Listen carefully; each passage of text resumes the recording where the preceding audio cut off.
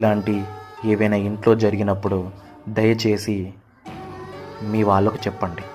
వాళ్ళు చెప్పడానికి వినకపోయినా చెప్పడానికి ప్రయత్నించండి. ఎందుకంటే ప్రాణం కన్నా విలువైనది ఏదీ కాదు. కొన్ని సంబంధాలు, కొన్ని వరుసలు ఎలా ఉంటాయంటే మిగతా వాళ్ళకి చెప్పకుండా ఉంటాయి.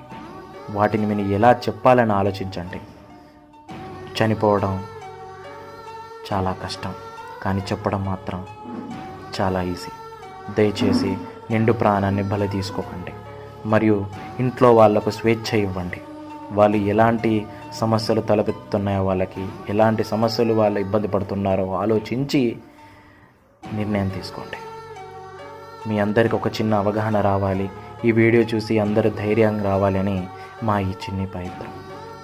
దయచేసి దీన్ని తప్పుగా అర్థం చేసుకోకండి. ప్రతి ఒక్కరికి షేర్ చేయండి. వారు ఇన్ని రోజులు మీరు